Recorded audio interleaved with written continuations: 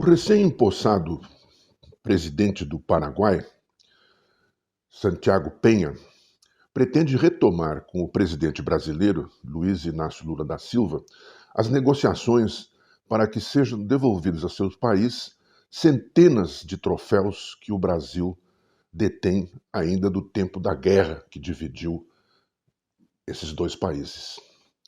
O pedido envolve, como eu disse, centenas de armas, bandeiras, estandartes, o próprio arquivo militar da época do Paraguai e objetos pessoais do então presidente Solano Lopes.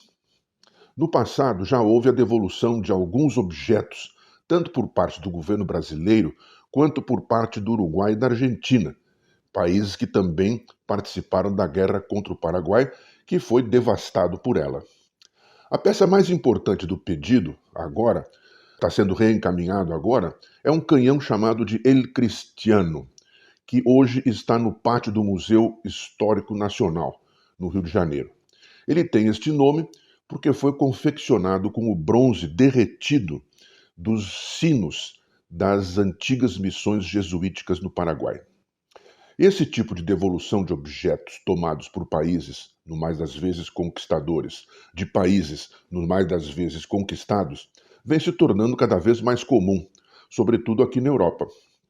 Na Alemanha, por trás destes pedidos, está a veterana devolução de objetos artísticos tomados ou comprados a preço vil por oficiais e líderes nazistas de famílias judias assassinadas ou em fuga.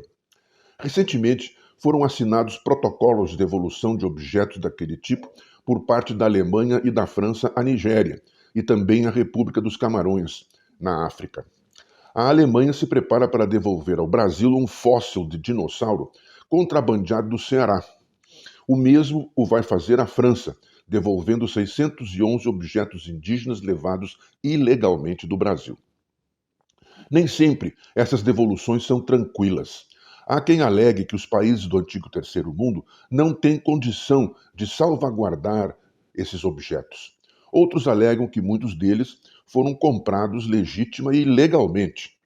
Também deve-se olhar com cautela a generosidade das devoluções. A Dinamarca, por exemplo, vai devolver um manto sagrado dos Tupinambás para o Brasil, que possui desde o século XVI ou XVII.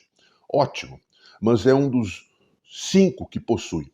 Só há 10 exemplares desse tipo de manto no mundo e todos eles estão na Europa, onde vão permanecer. O caso mais espetacular nesta matéria é o do chamado Tesouro de Príamo, que o arqueólogo alemão Heinrich Schliemann trouxe do que ele supunha ser a Troia dos poemas de Homero.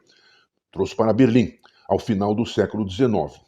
Consta de inúmeras joias e outros objetos de valor que Schliemann pensava que pertenceram ao rei Príamo da legendária cidade tomada pelos gregos nos poemas de Homero.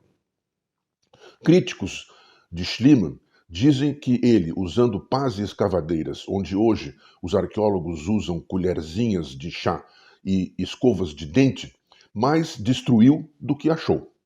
Dizem que ele conseguiu o que nem os piratas gregos conseguiram no poema de Homero, arrasar completamente Troia.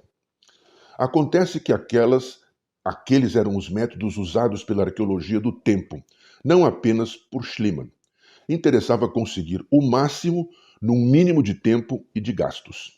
De todo modo, acontece que Schliemann não era apenas um arqueólogo inexperiente. Era também um historiador ingênuo. Encarava os míticos poemas de Homero como se fossem modernos guias de viagem, tomando-os ao pé da letra. No fim da Segunda Guerra, os soviéticos levaram na surdina o Tesouro de Príamo para a Rússia. Durante décadas, ele foi dado por perdido, até que em 1994, o Museu Pushkin, em Moscou, admitiu que o possuía. A Alemanha quer o espólio de volta. A Rússia se nega a entregá-lo, alegando que é uma compensação pelos danos praticados pelos nazistas em seu território. Mas mais gente entrou na história. A Grécia alega que parte dos objetos do tesouro foram obtidos na ilha de Micenas, que Schliemann também escavou, e não em Troia, sendo Micenas uma ilha grega. A Turquia alega que a maior parte das escavações de Schliemann aconteceram em seu território. Até os descendentes do diplomata britânico Frank Calvert, que mostrou o sítio escavado ao arqueólogo amador, alegam que uma parte do espólio foi obtido numa antiga fazenda dele, daquele diplomata.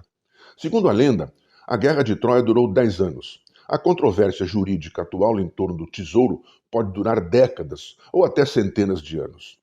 Voltando ao caso do canhão El Cristiano, melhor de fato seria devolvê-lo. A manutenção desses troféus de guerra ajuda a naturalizar a violência dos conflitos. Se fosse tecnicamente possível, o melhor mesmo seria refundi-lo, a fim de reconstituir os sinos das antigas missões que foram destruídos para que uma arma de guerra pudesse vir a existir.